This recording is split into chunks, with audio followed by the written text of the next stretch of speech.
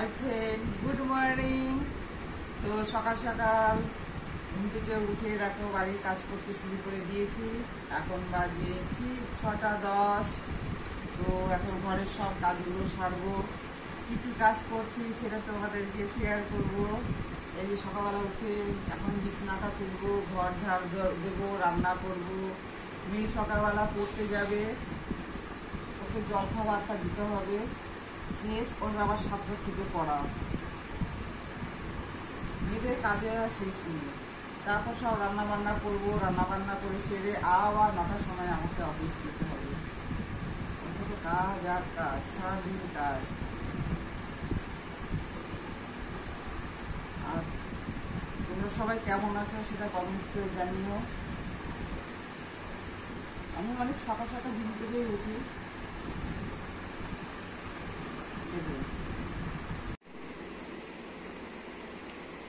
Hi friend, good morning. দেখো এখন বাজে ঠিক 6টা 10। তো আমি তাড়াতাড়ি ঘুম থেকে উঠে পড়েছি।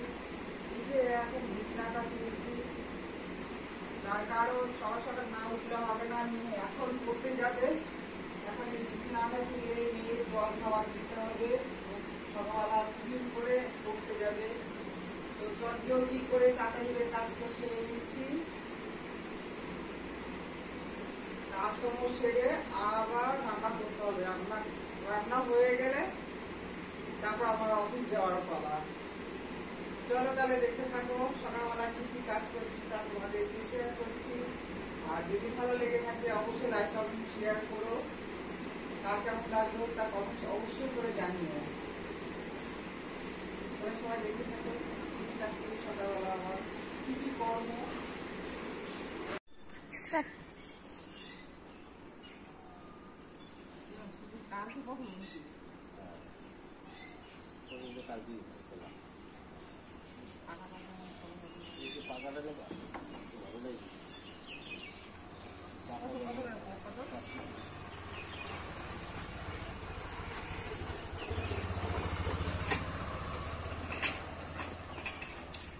আচার কুমড়া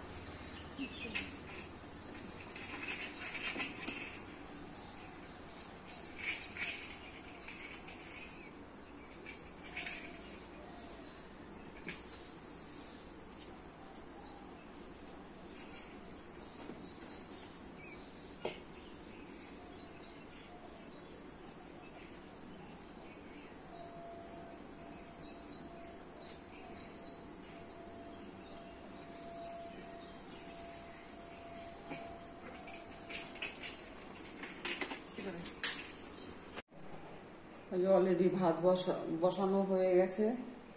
এই দেখো ভাত বসিয়ে দিয়েছি। আর এই যে সকালবেলা পটল রাখলাম, এই পটলের রসা বানাবো। কিসে দেবো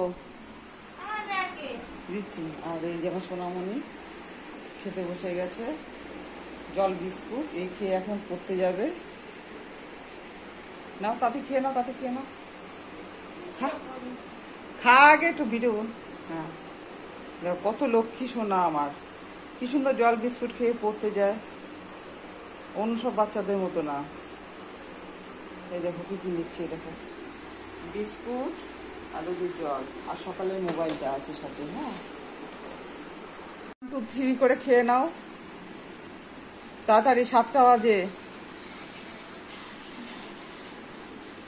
5-6টা বিস্কুট খেয়ে নে।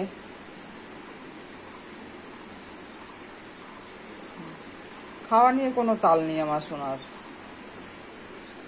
সকাল সকাল ঘুম থেকে উঠলো, ফ্রেশ হলো, চুল বাঁধলো, বেঁধে ঠেদে এখন দেখো ব্রিটানিয়া বিস্কুট নিয়ে বসে গেছে, জলের মধ্যে ভিজিয়ে খেয়ে নিচ্ছে।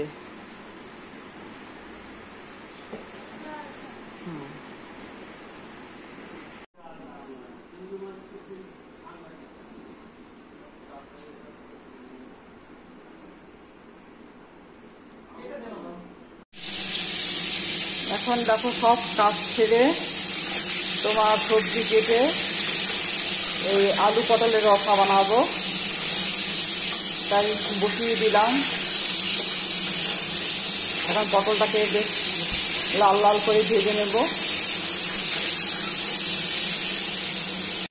এবার আলু দিয়ে দিলাম, আলুটা লাল লাল করে ভাজা হোক।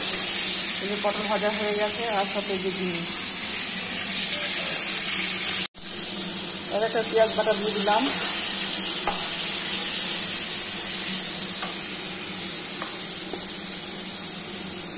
দিয়ে দিলাম আদা বাটা,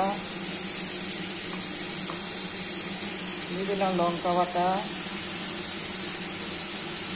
দিয়ে দিলাম রসুন বাটা, দিয়ে দিলাম হলুদ গুঁড়া, জিরে গুঁড়া। এই দিয়ে মশলাটা ভালো করে কষিয়ে নিচ্ছি।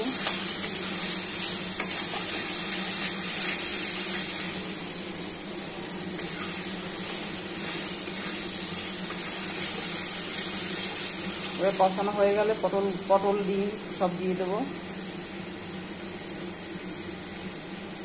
ভাজা ভাজা হোক। এখান থেকে তেল ছেড়ে দিলেই দিয়ে দেবো ডিম আর পটল।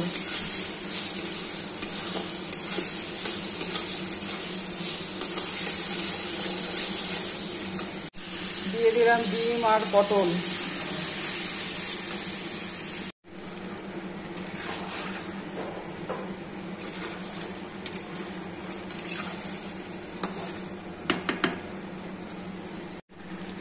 আমার হলো আলু পটল আর ডিম রসা হয়ে গেল।